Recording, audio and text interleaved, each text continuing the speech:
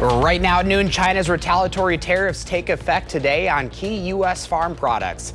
The concerns farmers have over the economic turbulence ahead. Plus, a small plane crashes in Pennsylvania over the weekend. What the flight data is showing about the crash. This is News 3 Now at noon. Thanks for joining us on a Monday. I'm Josh Spreiter. Right now, a 19-year-old man is in custody in connection with the shooting. This happened Sunday morning just after 3 in Sun Prairie. Police responded to a home on South Bird Street. When they got there, they found a teenage girl with a gunshot wound in her shoulder. Sun Prairie police say the two people know each other and were with another group of people before the shooting. The girl's condition is stable. If you have any more information, Sun Prairie Police would like to hear from you. You can call their non-emergency line at 608-837-7336. China is imposing new retaliatory tariffs on certain U.S. agriculture goods today. President Trump says his trade policies will make the U.S. richer in the end, but his administration is starting to acknowledge the potential for some short-term pain for Americans. The measures included an extra 15% on chicken, wheat, corn, and cotton, and 10% on items including beef and soybeans. Some American farmers say they're worried escalating trade tensions could make it harder to sell their products abroad. Everything we produce far exceeds what the domestic market could handle. Are you expecting a recession this year? I hate to predict things like that. There is a period of transition because what we're doing is very big. We're bringing wealth back to America. Most mainstream economists say tariffs can be inflationary. Commerce Secretary Howard Lutnick acknowledges some prices might rise in the U.S., but Trump says any pain would be short-term. A small plane crashed into several parked cars in Pennsylvania over the weekend. Amazingly, no one died. 5 people were on board the plane when it went down in Lancaster County near a retirement community. All 5 were rushed to the hospital. Preliminary flight data indicates the Beechcraft Bonanza crashed shortly after taking off from the Lancaster airport on its way to Springfield, Ohio. The pilot can be heard telling the air traffic controller that his plane had an open door and was returning to the airport. Less than a minute later, the controller tells the pilot to pull up right before the crash. Investigators are going to be looking to various factors involved in this situation. Things like the door being open. They'll look at things like weight and balance, with the passengers on board, how much maybe luggage or cargo, things like that they would have on board. When it comes to aviation, small plane accidents in the U.S. have trended down over the last 25 years or so, but still around 1,200 a year do occur. Most are survivable for the people on board. The Department of Agriculture says eggs are about double the price from January 2024. An ongoing bird flu outbreak is blamed as the main culprit. CBS's Katie Weiss visited a farm with only one of the few with plenty of eggs. 900 laying hens and 700 broiler chickens. This northern Alabama farm has been in Keith Southard's family for 5 generations. His business is booming because he has eggs, a commodity many farms can't produce right now. Never had this many phone calls. Last year, he had to kill his flock after they got sick with a bacterial infection. Similar symptoms to the avian flu. There really wasn't any answer but to just cull the flock and start over. Because his birds were not infected with a highly pathogenic disease like bird flu, he didn't qualify for a U.S. Department of Agriculture program that reimburses farmers to replace flocks. Bared through it and kept going. A CBS News analysis of federal data found since 2020, the USDA paid $1.1 billion to hundreds of egg producers forced to kill their flock to stop bird flu spreading. Despite the public investment to help farms get back on track, egg supply issues remain, and prices hiked by more than 15% in January. Definitely a question there about when USDA should get involved. To try to stop the rise of egg prices, the USDA plans to spend $1 billion more tax dollars to fight the bird flu, including $400 million to farmers to buy new chickens. We have to be diligent. Frank Singleton with Wayne Sanderson Farms is glad the USDA is helping. The USDA paid them $600,000 over 2 years after calling 3 bird flu exposed flocks. Do you think that that's a fair use of taxpayer money? Well, it's a partnership with the farmers and the consumer to make sure we can continue to feed America. With bird flu fallout expected to last at least another year, Southard says it's important to protect small farms. takes away the big consolidation that's happened and spreads out the risk. Katie Weiss, CBS News, Madison, Alabama. Still ahead for us this afternoon. If you have a question or concern about your plants or garden, now's the time to send us your questions via email to tips@channel3000.com. Lisa Briggs from the Bruce Company will join us later in the broadcast with the answers. Again, that is tips@channel3000.com. But first at noon, talks on buying TikTok are back as the ban deadline approaches, plus why the price of eggs are now the subject of a Department of Justice probe.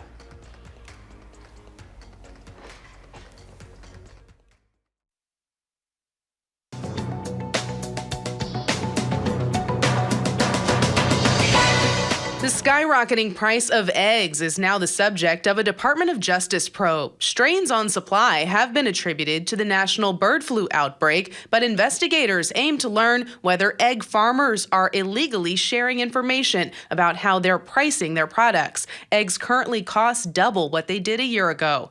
President Trump says the U.S. is in talks with 4 groups interested in buying TikTok. The Chinese-owned social media platform is facing an April 5th deadline to strike a deal or be banned in the U.S. Trump postponed a TikTok ban on his first day in office and has said he would be open to extending it again if necessary. And the Robert Pattinson-led sci-fi comedy Mickey 17 topped the box office in its opening weekend, despite falling short of expectations, earning $19 million domestically. It's the latest film from Parasite director Bong Joon-ho. Mickey 17 knocked Captain America: Brave New World down to number 2. That's your CBS Money Watch report. For more, log on to cbsmoneywatch.com. At the CBS Broadcast Center, I'm Jesse Mitchell. Here's a look at the stock market at this hour. The Dow is down 593 points, NASDAQ down 703, and the S&P 500 also down this hour 128.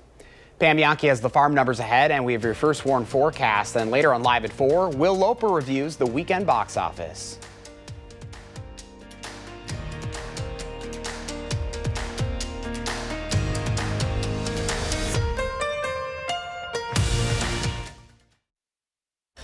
Welcome back. Let's check it out with Pam Bianchi from the Midwest Farm Report. Boy, we really sprang forward this weekend right into some nice weather, Pam.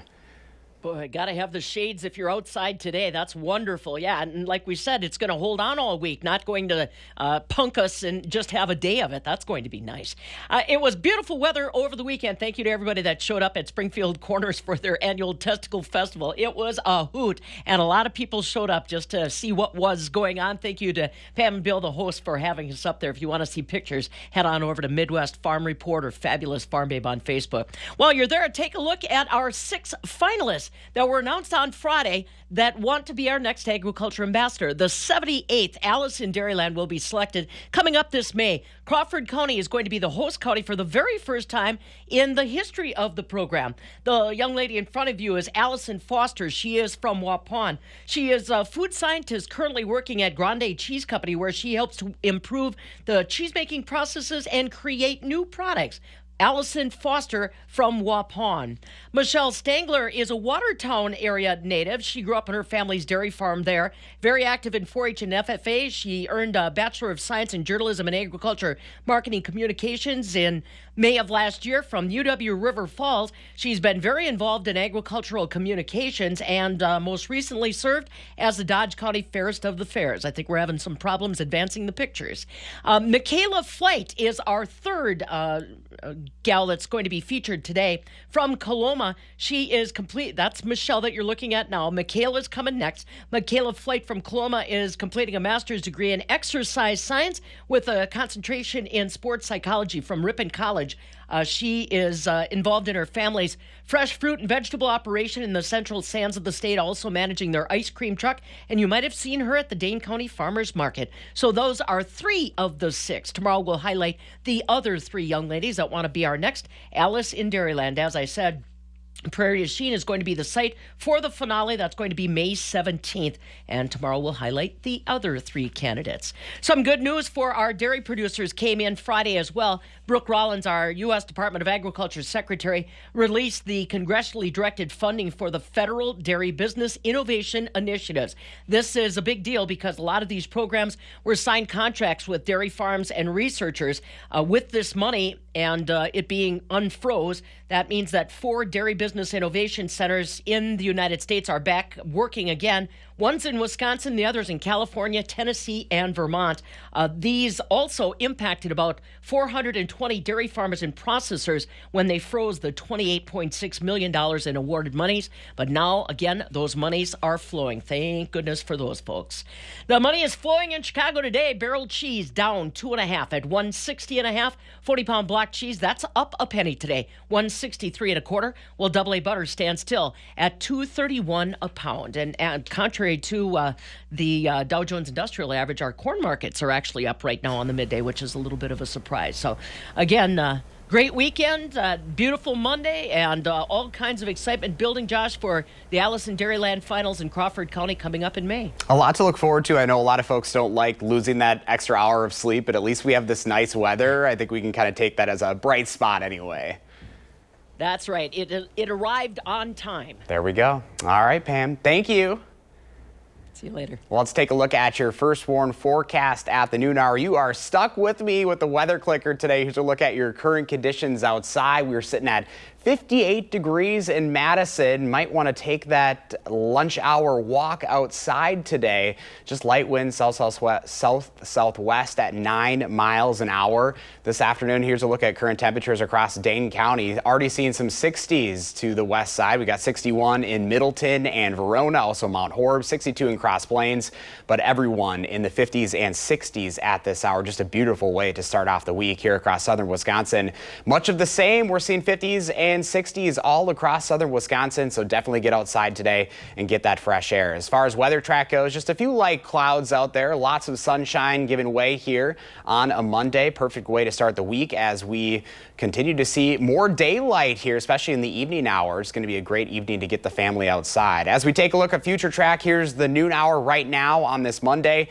We're just seeing much of the same as we continue on over the next couple of days. A few scattered clouds going on into your Tuesday before we start to see more clouds later on this week. As we plan your day again this afternoon, look for those highs in the mid to upper 60s, light winds out of the southwest, lots of sunshine out there. And across the area right now, here's your high temperatures across southern Wisconsin. Again, much of the same, 60s across the area. Going to be the perfect day. Planning tonight, cooling down into the 30s, 38 degrees for Madison, same for Lone Rock and Baraboo.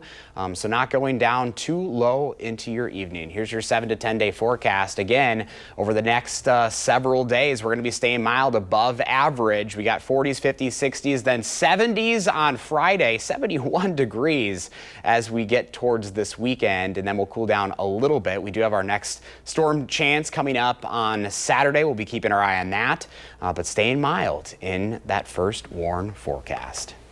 Well, today, Howard's cooking up a St. Patrick's Day staple in the Mr. Food Test Kitchen. It's almost St. Patrick's Day, and that means we'll be celebrating in a big way. It also means we'll need a big meal to welcome it in style. So today, we're cooking up a classic hearty favorite that's Irish-inspired, yet actually has American roots. All we do is place a raw corned beef in a large soup pot, or we can use a Dutch oven, and cover it with some water. Just make sure you add the little package of pickling spice that comes with it, because it gives it a load of flavor. Okay, we let that simmer for a couple of hours.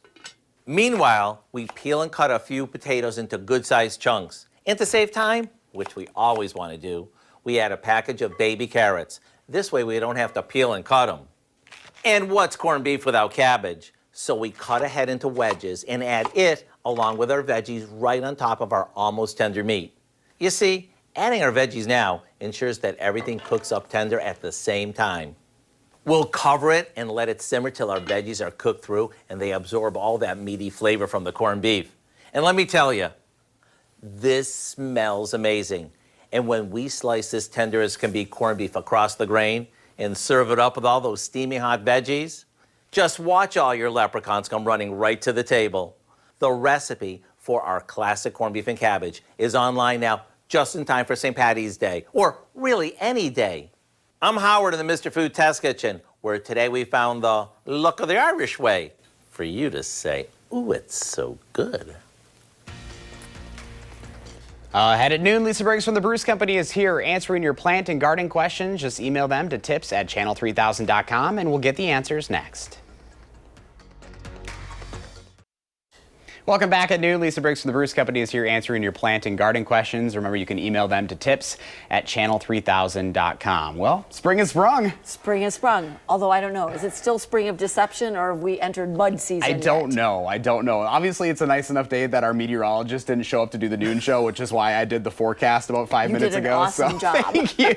We're doing it all on a Monday, but hey, I'm doing it because it's a bright spot because it's beautiful outside. It is. And now we have so many great questions today. Yeah. We've got so many that are already coming in. We're going to start with Rita. Rita wants to know, when she digs up her amaryllis bulbs at the end of summer, should she cut the green leaves off before storing them? Yes, she should. You want to cut off those green leaves, take off any soil that's around the root ball, and then let it sit for about 12 to 16 weeks, and then repot it. All right, question number 2 from Jeff. What can he do now to kill all the Japanese beetle in the larva in the lawn right now? Sure. So Japanese beetles are grubs that are in your lawn, and they're going to start coming up to feed. It's usually around, usually a little bit before Memorial Day when the ground starts to warm up. The best way to deal with them really is a grubicide. It's a dry treatment that you can put on your lawn, and it will deal with all the grubs that might be in your lawn. If you want to go with something a little more organic, Milky Spore is a really good option. It's more expensive in the short term, but over the long term, since it has like a 5-year residual, it's about the same as applying a grubicide every year. All right. Question number 3 comes from Judy. Judy asks if it's okay for her to prune her hydrangea tree now. Yes, it is. Hydrangea trees will bloom on new wood. So go ahead and first take off all those spent flowers, and then you're going to look for where you have 2 buds on the branch and cut just above that to shape it, and you should be good to go, and you'll have flowers this year. We're cruising along right Yeah, now. we Question are. number 4 comes from Ronald. Ronald says his Siberian iris bloom very well some years, other years a little more poorly. What can he do to encourage those blooms? It sounds like your Siberian iris clump needs to be split. Iris do benefit from being split every 3 or 4 years, and so the Siberian iris have a very fibrous root system. So you're going to want to make sure your shovel is sharp, and then dig the clump out, and then just slice it in quarters and spread them out. A lot of times, if your iris clumps get kind of empty in the middle, that's a sure sign that they need to be divided and replanted. All right, question number 5 from Steve. Steve asks, is now the time he should prune hydrangea and, is that potentilla? Potentilla. Bushes, and should he prune close to the ground? Potentilla, yes, go ahead and prune your potentilla now. If you take them back about halfway, it's fine, unless they're really overgrown. The farther back you take them, the longer it's going to take to have the shrub looking nice and even again. As far as the hydrangeas are concerned, if we're talking about the hydrangeas with the big, blousy pink and blue flowers, I would wait, and the same answer would be like for hardy roses. Wait until you start to see the buds start to swell and leaves emerge, and then cut back whatever is dead right above those buds. A lot of those will bloom on new growth, but much better on old growth, so you want to protect as many of those buds that are good as possible. All right, we got less than a minute here. Okay. We're going to get to Eric in Janesville. He says he has a healthy silver maple tree with about a 12-inch diameter trunk that he topped quite aggressively last fall. Now those cut areas, which are from 2 to up to 6 inches, are putting out a lot of sap, which is dripping down and flowing down the trunk. Will these cuts seal themselves, or does he need to do something? They will. This is what we call bleeding, and it happens on a lot of trees like birches and maples that run sap very early. And so once the pressure equalizes in the whole tree, it'll stop, they'll seal and heal themselves all on their own. You don't need to do anything to seal it. Oh, solid questions today. They were solid questions today. Everyone's thinking spring. Nothing about a Christmas cactus. I know. Score. We're getting there. Lisa, as always, thanks so much. Thank you. Thanks for joining us today at noon. We're back with more news live at 4 today. We will see you then.